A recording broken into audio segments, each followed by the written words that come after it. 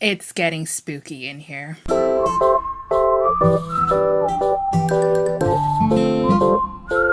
Hi guys, welcome back to the channel. Now for today's video, I'm doing an announcement video and also a book review video. I'm going to be talking about 4 of the latest paranormal romances that I have read recently that I wanted to talk about that are new upcoming releases for the month of September and also in October as well. And I also wanted to make an announcement that my friends Jessica from Peace Love Books and Lacey from Lacey Book Lovers and myself, we are hosting our second Paranormal Romance Readathon that is actually taking place in October on October 8th and 10th. So it's just a weekend edition. I feel like definitely 3 days is enough time for us to read a couple of paranormal romance novels, even if they are on the shorter side.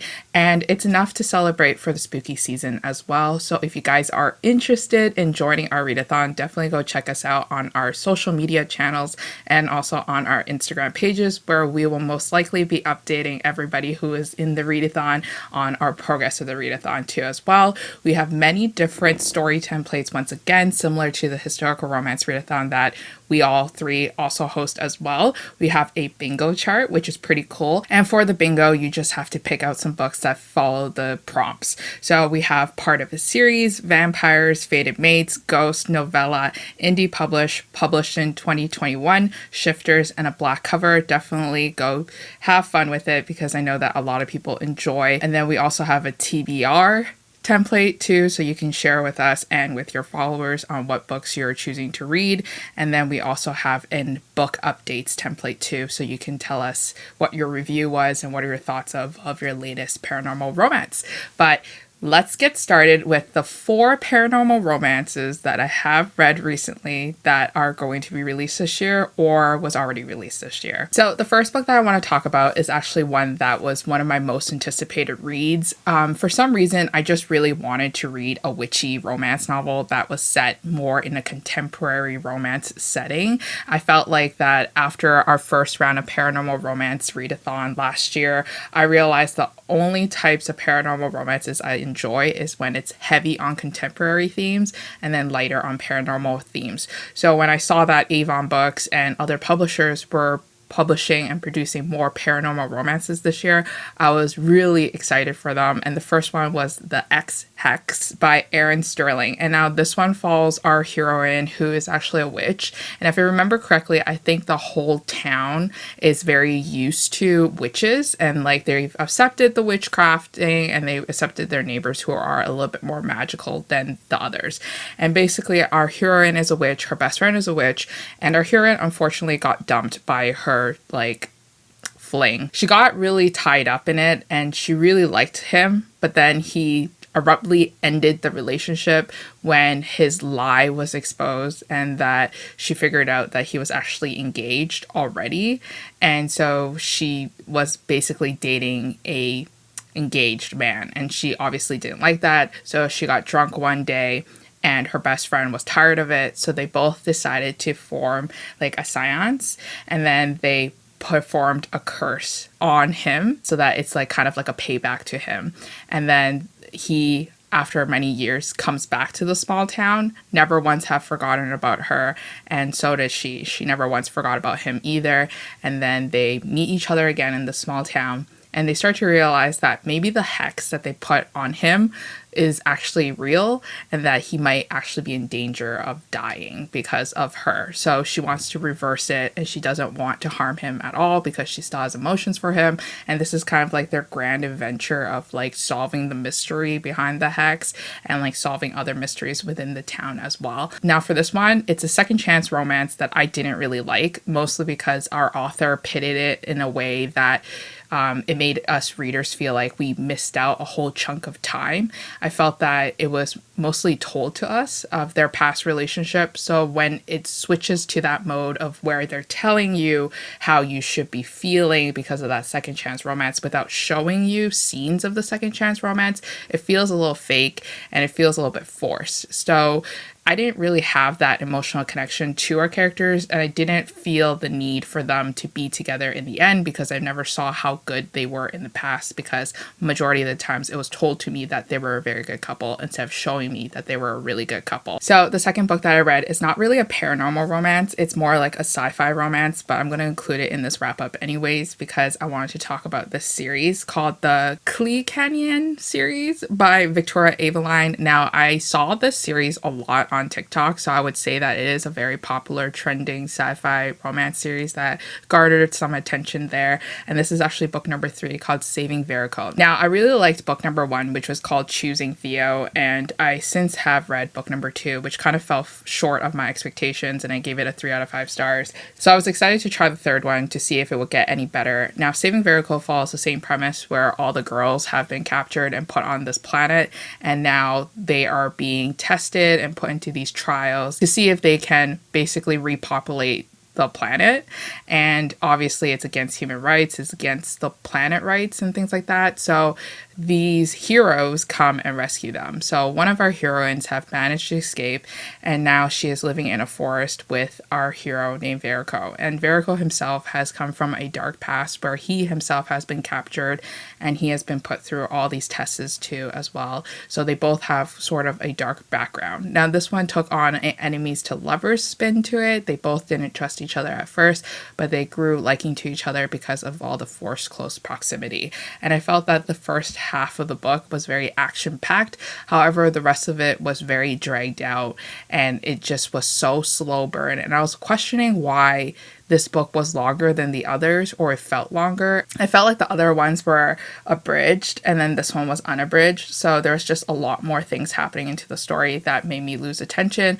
Therefore, I didn't really enjoy as much as Choosing Theo, and I ended up only giving it a 3 out of 5 stars as well too. Now, another most anticipated paranormal romance release that I really wanted to read was this one called Not Your Average Hot Guy by Gwenda Bond. And this one is from St. Martin's Press. When I first saw it on NetGalley, I knew I needed to snap up a copy right away. It sounded like something that I would really enjoy, mostly because I watch a lot of K-dramas, and usually like there are those K-dramas that feature a lot of gods and goddesses, and I just eat that stuff up a lot. And especially when the hero is kind of like deemed as an evil character, but they turn good because of the female heroine. Like, that's my catnip. So Not Your Average Hot Guy falls sort of like that premise where our heroine is a escape room owner and she runs this family business. And then one day a group of people coming in wearing masks, super weird. They come in and then they actually conjure up and call the devil, but it's not the devil. It's actually the devil's like son that comes, and that is our main hero. And he's not necessarily like a bad guy because he is pretty sweet and he's charming and he fails at everything evil, and his father, who is the devil himself, is disgraced by his son being so good. And they go on this grand adventure to try to save the planet because this cult who has conjured up the devil is planning for more mass destruction with all these relics that they have found across the world. And now it's up to them to save the world. And our heroine is described to be as a character who doesn't really know what she wants to do with her life. And she feels that she is falling behind because all her friends have these careers. They know exactly what they want to do. And it's only her that is kind of stuck in this weird limbo where she's like running this escape room with her mom and her brother, so she feels kind of like a loser, and this is her chance of redeeming herself and making a name for herself, and this is the story of that. From what you've heard so far, I've described a lot about the adventure once again, so this book was an average read for me because it focused a lot on the adventure and less on the romance.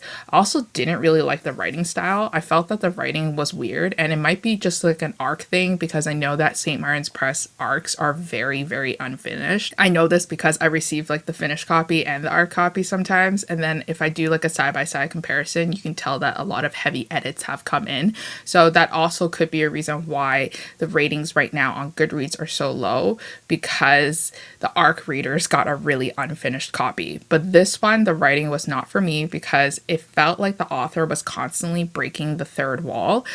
For example, our hero would say don't worry, I'm still hot in his point of view. But I'm like, who are you telling it to? Are you telling it to me? That's weird. Like, I'm not supposed to be in this story. I'm just supposed to be watching. Like, I'm a third party to the story. Like, why are we breaking that wall? So it just felt a little bit weird. And that's why it took some enjoyment factors out of it. And I ended up only giving it a 3 out of 5 stars as well. Now, the last book that I did read was an indie published novel that I saw on TikTok. I wouldn't say it's trending on TikTok, but I saw it a lot from a user that I do follow. So I was very interested in it. This one's called That Time I Got Drunk and Saved a Demon by Kimberly Lemon. And now this one is a kind of like a historical paranormal romance. It follows our female heroine in a village who is a spice farmer, and she harvests spice with her family. She lives a very cozy, comfortable life in this village that is protected by a goddess who has bless the village with this magic so that all these demons don't come and ransack it and destroy it. But one night when she's like super drunk, she sees a demon, and then they have like a conversation with each other until he like grows mad with like madness and he starts destroying things. And then that's when she grows scared of him and wonders like, what is his objective? The next day he comes back and he basically says that your goddess that has been protecting you is actually evil, and it's all a lie, and it's been harming my group of people for a very long time, and we are now going to avenge ourselves, and we're going to take back our independence, and we're not going to be, you know, slandered that we are evil demons. So this is their grand adventure where they work together to destroy these relics once again so that the goddess loses all her power and can no longer control the demon species. This romance is also between the demon and the human as well, and it features a lot of hot and spicy attraction scenes that was very slow burn as well. For this one, I felt like that the writing was not for me once again. It is indie published, which could explain why I wasn't really into it. But at the same time, because it was indie published, I held it on to a different standard. But it was just weird because it was like half Regency speak and then the other half was very modern speak. So Regency, we, you know, go like My Fair Lady, you know, like all those like sayings that make it sound very structured and in the olden times. And then we have like the other side that sounds very modern, like, you know, I forget like the sayings, just slang that you would hear nowadays on TikTok, which took me out of my zone when I'm reading it. It took me out of that environment that I was supposed to be in. So it definitely made it quirky, and it was funny at times, but sometimes it also felt like the humor was very forced, which made me a little bit disinterested in the story as well. And then overall, the whole adventure scheme of trying to break down the goddess's powers was just not for me as well. But I still enjoyed it, and I'll still be looking towards more Kimberly's writing. I think this was her debut novel, so definitely go check it out too as well and support the smaller indie authors. But anyways, that is it for all the paranormal romances that I did read recently, and feel free to join us for our readathon. We always have a great time, and let us know what your most anticipated paranormal romance books are this season, and let's get spooky. Bye guys.